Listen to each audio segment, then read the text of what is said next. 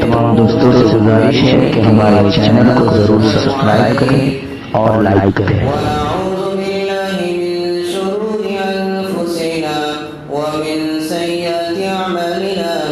ونشهد أن لا إله إلا الله وحده لا شريك له ونشهد أن سيدنا ومولانا محمدا عبده ورسوله صلى الله عليه وعلى آله وأصحابه أجمعين أما بعد فأعوذ بالله من الشيطان الرجيم بسم الله الرحمن الرحيم يا أيها الذين آمنوا كتب عليكم الصيام كما كتب على الذين من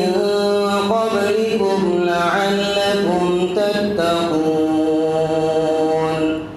أياما معدودات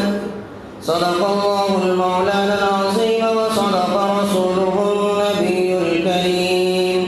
ونحن على ذلك لمن الشاهدين والشاكرين والحمد لله رب العالمين۔ حضرت محترم سامعین اکرام، میرے بڑے بزرگوں اور میرے نوجوان ساتھیوں، اللہ رب العزت والجلال کا بے حد احسان اور اس کا کرم ہے کہ اللہ رب العزت والجلال نے ہم سب کو یہ ماہ مبارک رمضان المبارک کا مہینہ عطا فرمایا، اور رمضان المبارک میں بھی جمعے کا دن یہ سب سے بابرکت دن ہے، جس کو اللہ کے رسول علیہ الصلاۃ والسلام نے فرمایا کہ یہ جمعے کا دن سید الایام ہے، یعنی تمام دنوں کا سردار اللہ نے جمعے کا دن کو بنایا، اور سید الماہ تمام مہینوں کا سردار اللہ نے رمضان المبارک کے مہینے کو بنایا۔ اور یہ جو تاریخ چل رہی ہے، جیسے کہ 21 رمضان، کل 21 رمضان ہے، آج اس کی تاریخ ہے تاخرات کی، اور یہ 17 رمضان،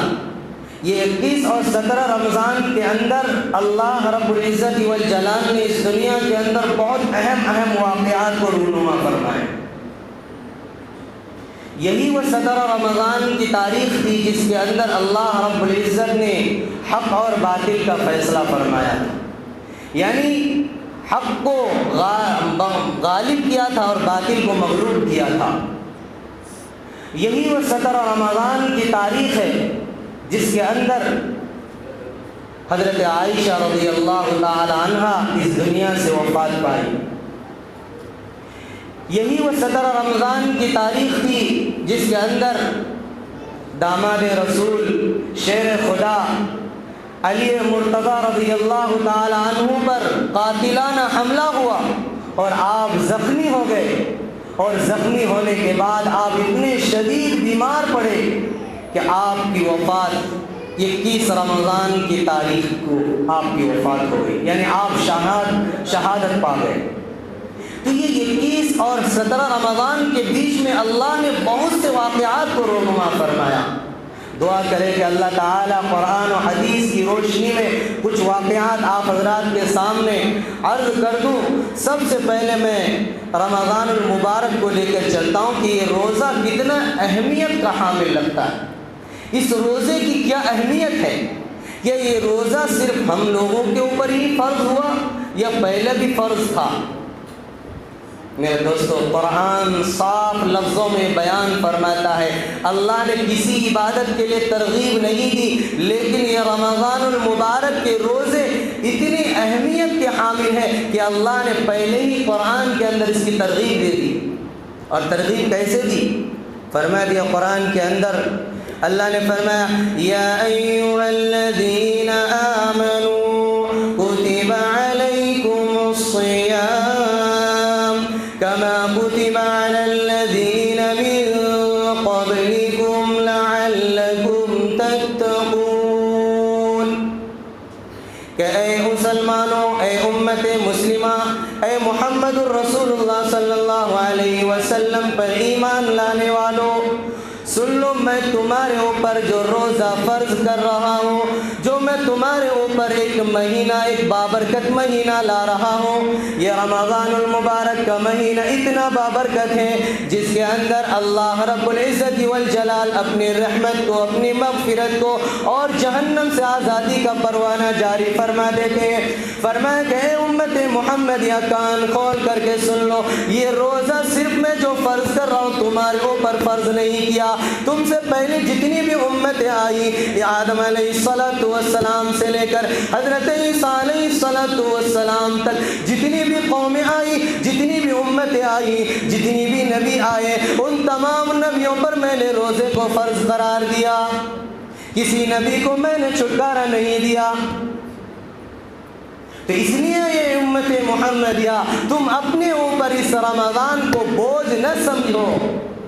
تم یہ نہ سمجھو کہ رمضان صرف ہمارے اوپر ہی فرض ہوا، نہیں، تم سے پہلے جتنی بھی امتیں آئی، جتنی بھی قومیں آئی، تمام قوموں پر میں نے روزے کو فرض کر دیا۔ میں قرآن نے صاف لفظوں میں بیان فرما دیا۔ اور یہ رمضان اللہ نے جو فرض کیا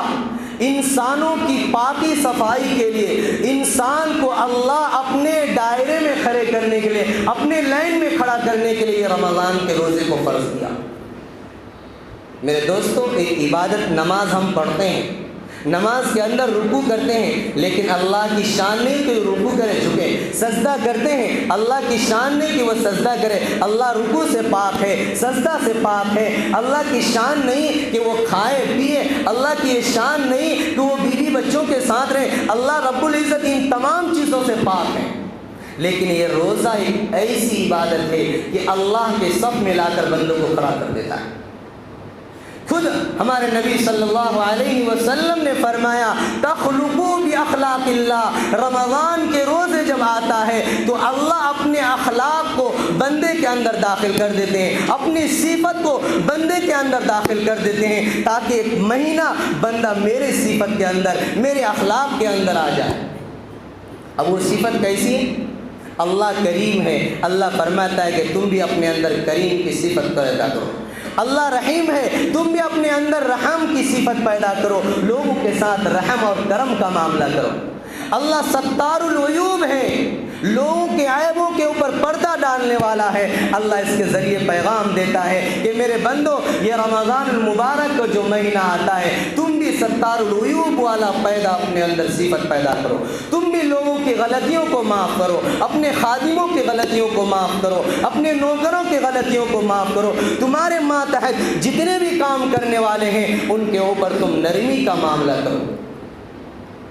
میرے دوستو، میرے نبی سرور کائنات سرکار دو عالم صلی اللہ علیہ وسلم اتنے رحم دل تھے۔ حضرت انس رضی اللہ تعالی عنہ، آپ صلی اللہ علیہ وسلم کی 10 سال خدمت کی۔ حضرت انس رضی اللہ تعالی عنہ خود فرماتے ہیں کہ ایک مرتبہ ہمارے نبی نے مجھے ایک مٹی کا پیالہ دیا کہ لاؤ اس کو حضرت عائشہ کے کمرے میں پہنچا دو، تو میں بھاگتا ہوا جا رہا تھا۔ حضرت انس چھوٹے تھے، خادم تھے ہمارے نبی کے، بھاگتا ہوا جا رہا تھا کہ میرا پیر پھسلا اور میں گر گیا، وہ کٹورا مجھ سے ٹوٹ گیا۔ جب ٹوٹ گیا تو میرے دل کے اندر خیال آیا کہ شاید آج نبی مجھے بہت ڈانٹیں گے، آج شاید مجھے نبی گھر سے دھکے مار کر نکال دیں گے، شاید آج مجھے نبی پٹائی کریں گے، اس لیے میں نے ڈر کے مارے پورے دن نبی کے گھر سے غائب رہا۔ جب شام کا وقت آیا تو میں نبی کے گھر پر آیا تو میرے نبی نے مجھے فرمایا، انس آج تم غائب کیوں تھے؟ انس تیرا آج کوئی پتہ نہیں چل رہا تھا، کہاں گئے تھے؟ کہا کہ اللہ کے رسول، وہ جو مٹی کا پیالہ آپ نے مجھے دیا تھا، میں وہ لے کر آ رہا تھا کہ راستے میں پھسل کر گر گیا، وہ مٹی کا کٹورا مجھ سے ٹوٹ گیا، اسی ڈر سے میں نہیں آیا کہ شاید آپ مجھے بہت ڈانٹیں گے، آج مجھے آپ ماریں گے، اس لیے میں ہی نہیں آیا۔ تو میرے نبی صلی اللہ علیہ وسلم، قربان جائیے اس نبی پر، میرے نبی مسکرائے اور حضرت انس کو اپنے سینے سے لگا لیے، کہا کہ بیٹا اس میں کون سی بڑی بات، تمہاری اس میں کیا غلطی، تم ٹھوکر کھائے اور نیچے گر گئے، چلو کوئی بات نہیں، یہ پیالہ ٹوٹ گیا، کوئی دوسرا پیالہ آ جائے، اس میں تمہیں کیوں ڈانٹوں گا میں، تمہاری کیا غلطی تھی؟ تم نے تو جان بوجھ کر اس پیالے کو نہیں توڑا۔ تو یہ میرے نبی صلی اللہ علیہ وسلم کی شان تھی، یہ میرے نبی صلی اللہ علیہ وسلم کے عادت و اخلاق تھے،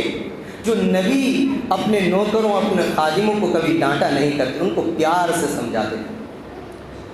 تو میرے دوستو، میں عرض کر رہا تھا کہ یہ رمضان کے روزے کتنے اہمیت کے حامل ہیں۔ میرے دوستو، یہ روزہ جو ہے ہر امت پر فرض ہوا۔ حضرت موسیٰ علیہ السلام کو جب اللہ نے تورات دینے کا ارادہ فرمایا تو اللہ نے فرمایا کہ اے موسیٰ، آؤ میں تمہیں اپنی کتاب عطا کروں گا، اپنی فضیلت عطا کروں گا، اے موسیٰ کوہ طور پر آ جاؤ۔ چنانچہ حضرت موسیٰ علیہ السلام جب کوہ طور پر گئے، اللہ سے ہم کلامی ہوئی۔ اللہ نے فرمایا اے موسیٰ، میں اتنا بابرکت کلام، اتنا بابرکت معتبر کتاب میں تمہیں دینے والا ہوں، اس لیے سب سے پہلے ان کے شکرانے کے طور پر تم 30 روزے رکھ کر کے آؤ۔ کیا فرمایا؟ 30 روزے رکھ کر کے آؤ، تاکہ تمہارے اور میرے درمیان ایک قرب حاصل ہو جائے، تمہارے اور میرے درمیان ایک ربط آ جائے، تمہارے اور میرے درمیان ایک تعلق پیدا ہو جائے۔ اس لیے جاؤ اے موسیٰ، 30 روزے رکھ کر کے آؤ۔ چنانچہ حضرت موسیٰ علیہ السلام 30 روزے مکمل کر لیے۔ جب اللہ کے پاس جانے کا ارادہ ہوا تو روزے دار کے منہ سے ایک عجیب سی بدبو آتی ہے، جس کو اللہ بہت پسند فرماتا ہے۔